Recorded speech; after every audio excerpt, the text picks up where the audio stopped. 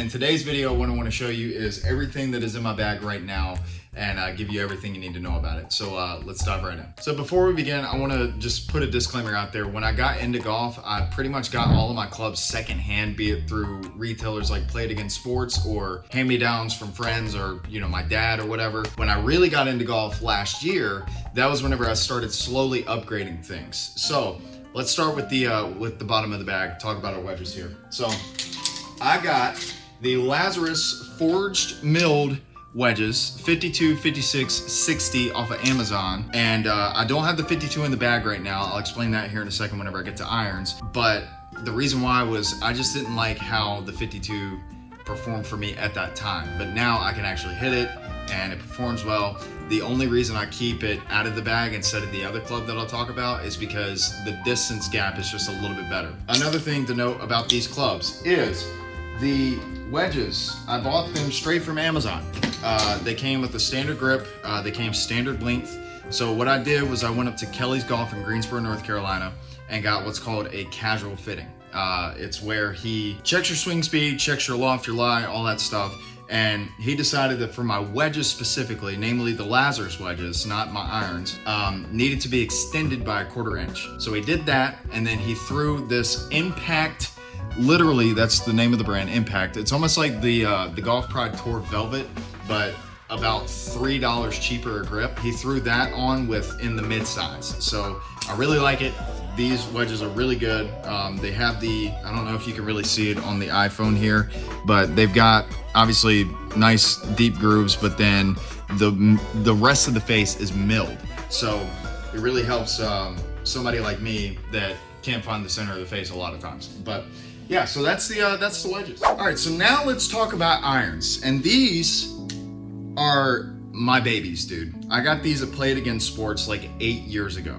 And they are a bit of a collector's now. In fact, when I do upgrade, because I do plan on upgrading, I'm not going to sell these because they aren't even made anymore. These are the Nike VRS Covert 2.0 irons, dude. They are, I've got 4 through a wedge in the bag. So if you remember the wedge section, that was where I don't have the 52 in there because the A wedge, which is 48 degrees of loft, kind of covers that gap. The pitching wedge is 44 in the set. So yeah, with the irons though, when I took it to Kelly's, he cut the rest of my clubs in the bag down by 1/4 inch. But we do have the Impact mid-size grip on there, and I really like it. They are obviously old, but they're not old enough and I'm not good enough to have that nice little wear mark in the center of the face on the 7-iron like you see in most good players. So yeah, but I love these things, man. I think they're cavity back, I don't know, but a couple of my buddies have some newer irons like Tacomas, and I've hit those, and those actually go a little bit further than what I hit these. So for a game improvement iron for a low to mid handicap, good stuff, but good luck finding these. All right, so fairway woods, I've got 2 of them. I've got 3 wood and 5 wood, and before you look at the head cover and you think, oh my God, he's got Callaway Big Bertha fairway woods. Oh no, these are Trojan horses, buddy, because I got these at Play It Again Sports. They are Warrior Custom Golf. I got a 5 wood and a 3 wood. The 3 wood is 14 degrees. This is a 20-degree 5 wood. This is probably the favorite club in the bag. It's just always performed really well for me. I love it. It's the only club I can consistently draw with. I can hit a draw with, and it's awesome. But yeah, I love it, man. It's my bread and butter. Again, shaft's cut down 1/4 inch. Grip is the Impact mid-size, and these are money. So if you can find these, I got these for like 15 bucks a pop at Play It Again Sports, but that's how old they are. They're probably like mid-2000s model, I don't know. Probably about the same edge as the VRS Covert irons. So now let's talk about the big boy. All right, so now we're on the driver, and if you can guess by the head cover, it's the TaylorMade Sim 2 Max. Now this is probably the newest club in my bag, I think, because I bought this brand new off the rack, which, pro tip, don't do that, get fitted, but fittings are also expensive. New clubs are also expensive, and a lot of times fitters will try to put you into new clubs. And if you're balling on a budget like I am, that's not really in the works for you. So I bought this off the rack. At the time I was getting lessons, the pro that I saw told me, a 21 handicap then, to get a 9-degree head in the driver. Why you would do that, I don't know. But I said, you're the PGA professional, I'll take your word for it. So we were rocking the TaylorMade Sim 2 Max 9-degree head. And because I can't get this as high as I like it, I think my apex is 88 feet right now. I'm still working on trying to hit more up on the driver, but I've got it cranked all the way up to 2 degrees higher. Now, let's talk about the shaft, okay? So this is the original shaft that comes stock with the TaylorMade Sim 2. The Ventus Blue 5S. I don't know the complete specs on it. And it's also cut down 1/4 inch with the impact grip on it. However, I made a bit of an oopsie with the driver one day. I took it to the range, didn't have one of those wrenches that you're supposed to have for the torque wrench. I just had a screwdriver with the T20 bit in it, and I thought everything was hunky-dory. I started tinkering, everything's great. Well, about a week later, I noticed that there was a stress fracture starting to form around the base of the ferrule and the hosel. And lo and behold, I did some digging. Sure enough, that's what causes it. So if you're gonna tinker with the driver, either take it to a professional to tinker with it for you, or make sure you have one of those, like either TaylorMade or actual like adjustable wrenches for drivers, because those are preset to the actual torque that it needs to be, okay? But fortunately, I did buy this new. TaylorMade, being amazing as they are, they sent me a brand new shaft in the mail. So this is a Golf Pride Z Cord mid-size. It does feel a little bit different than the Impact. I'm wondering if there's some extra wraps under there, what Kelly did. But yeah, so it feels a little bit different. The guy did cut it down 1/4 inch for me, so that's great. But yeah, so this is the new 2025 model Fujikara Ventus Blue, still 5S stiff flex. So yeah, so I have a love-hate relationship with this driver. I feel like I can't hit it well, but it's such a good driver, man. And I haven't really hit anything else, so I couldn't really tell you. Now, before we move on to the next part of the video, I did want to add a quick disclaimer. Now, these clubs that I have in my bag are just kind of what I found. I've never had an actual full bag fitting. I'm open to it, but as I said earlier, it's a little bit pricey. We're trying to stay within a budget here, and I know that these clubs might not be what's best for me, but I'm open to those things in the future. So before we move on, do me a favor, tell me what you're gaming in the comments down below. What's your driver? What's your favorite club in the bag?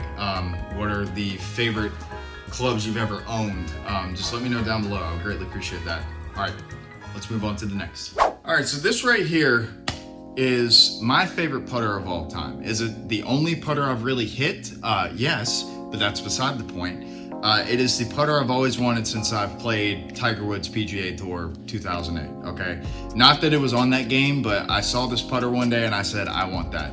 It is the Odyssey White Hot 2-ball double bend.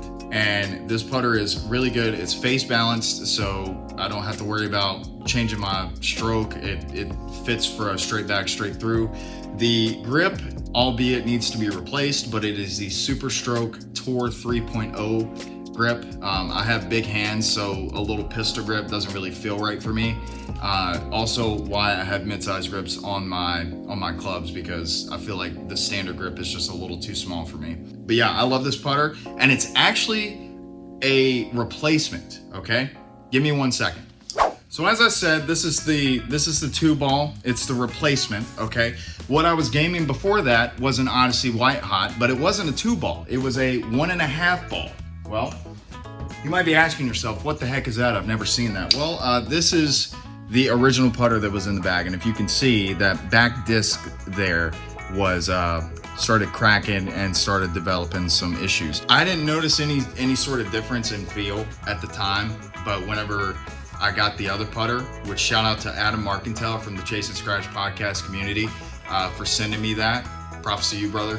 I'm able to actually make triple bogeys now instead of double bogeys, or instead of quadruple bogeys. So kudos to you, man, and kudos to Craigers. This was the putter that I got at Play It Again Sports, and I thought I hit the jackpot. I think at the time I paid like $40 for this thing. It came with the Super Stroke Slim 3.0 grip on it, as you see here, and it was in brand new condition. It was incredible.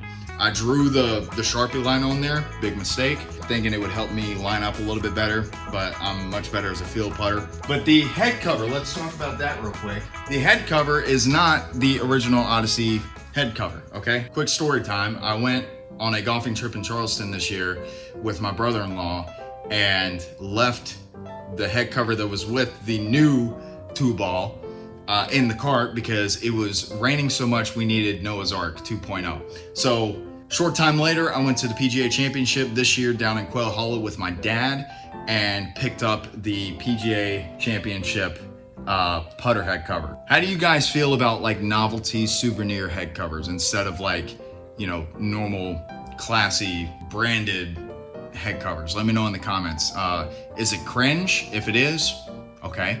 If it's not, cool. But yeah, I don't know. I think I'm gonna keep rolling with this and not replace it, but I certainly am not gonna lose this because this thing alone was like 48 bucks. Do I regret paying that much? Yes.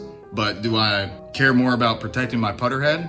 Yeah. So now before we get into talking about the bag itself, what's in it, all of that stuff, as far as like accessories and all of that goes, I do want to throw in an honorable mention about a club that I have, but I don't keep in the bag. And all of you golf experts out there in the comments, let me know down below if I should replace a club in the bag with this, okay? So you think it's a Ping hybrid. No, it's not, baby. It is a TaylorMade Raylord 19 degree 3 hybrid. The reason I don't have this in my bag is because it goes further than my 5 would, but my 4 iron, which I would assume that's what it would replace. I know typically you want to have a 4 hybrid to replace your 4 iron. I don't know if I should keep this or if I should put this in the bag because I hardly really hit my 4 iron when I'm on the course. It's like I just have it in there to almost have a 4 iron, but at the same time, I don't see a use for the 3 hybrid because I'm gonna take a 5 wood off the tee more times than not. So I don't know, let me know what you think in the comments because I'm still torn on that. All right guys, so the bag is a KVV stand bag. You can actually get this on Amazon. I don't know the exact name for it because my mom got this for me for Christmas. So shout out to mom. But yeah, so it's got a bunch of pockets considering it's a stand bag. You've got this big pocket along the side. You've got a valuables pocket right here that's kind of insulated. On the back here, you have 2 pockets. I keep my balls and my tees in here. And then a little marker section here. Obviously straps that are detachable, by the way. And then over here, you've got stuff for like miscellaneous or like food or whatever. It's got a water bottle pouch that's insulated here. Obviously all the zippers, all the things, and then all these little like sections where you can clip stuff. Now, as far as what is on and in the bag, glove is the FootJoy Weather Soft because these are the cheapest, nicest gloves that I can find. I am bouncing back and forth between a medium large and a large.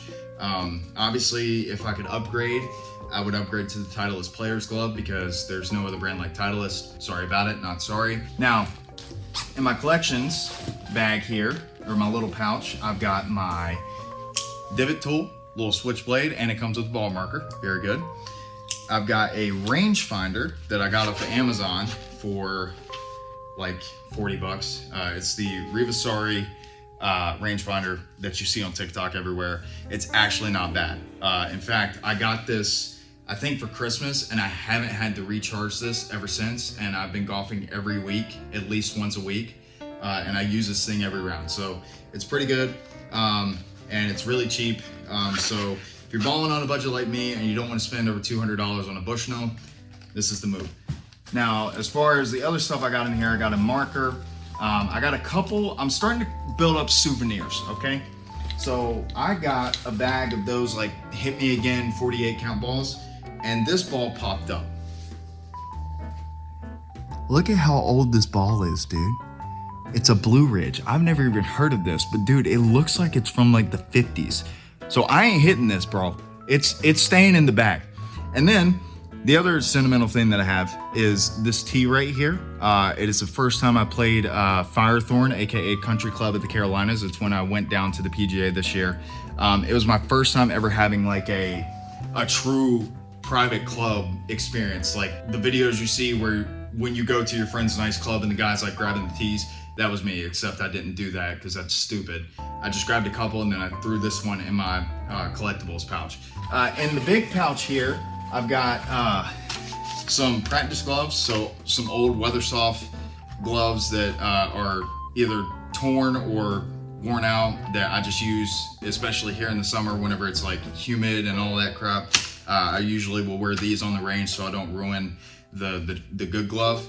I've got Dr. Scholl's foot spray to spray on my club face to see where I'm hitting it. And spoiler alert, it's always off the heel, so that's good. And then I've got an extra, like almost like one of those caddy splashes, but it's where you fill this bottom part up with water and then it comes out the top and you can like clean your club face that way. I don't really use that yet. I think it's like a little too bulky. So instead I have one of these like retractable 3-in-1. It's got the steel brushes, the soft brushes, and then it's got an actual groove cleaner, but I just use a T if I need to do that. As far as the towel goes, I know you guys will troll me because it's a clip-on towel, but I don't really care. I do want to get a caddy towel because those are really cool looking, but this is just a Wilson towel I got from Walmart, so yeah. Now, as far as the ball I play, spoiler alert, I play a Titleist Pro V1. However, I've mentioned multiple times on this video, as well as other videos I've done so far, about how I'm balling on a budget. So, these are not brand new Pro V1s. So, a brand new set of a dozen Pro V1s are gonna cost you like 55 bucks, right? The cheat code is to go to Walmart or somewhere else. I normally go to Walmart and buy these, but I'll get recycled golf balls. And so I can get a dozen recycled Pro V1s for 20 bucks. There's a difference though, because you have refinished and you have recycled. Recycled are, they're just found in a lake, they're cleaned off, and then they're sent back. So you're gonna have some scuff marks, you're gonna have some player markings, all that stuff. And the refinished is the ones you wanna avoid because they're repainted. You don't really know if it's a true Pro V1, they could be out of round, all that stuff. I don't trust it, so I normally go with the recycled. That is what is in my bag. I hope you've enjoyed this a little bit different solid video. I'm gonna try to slowly upgrade the quality of things as the channel grows, because going from gaming content where you're sitting behind a desk all the time in front of a green screen, this was very nerve-wracking for me. So yeah, so if you liked the video, give me a thumbs up. If you didn't, give me a thumbs down. If you want to find your way back for more content like this and follow along on this 5-year journey to the Korn Ferry Tour from a 12 handicap, I would greatly appreciate it if you subscribe. Next video next week is going to be about how I bring in process goals and my practice routine and all that stuff. So hope to see you around next week, and thank you so much for watching. Take care. See you in the next one.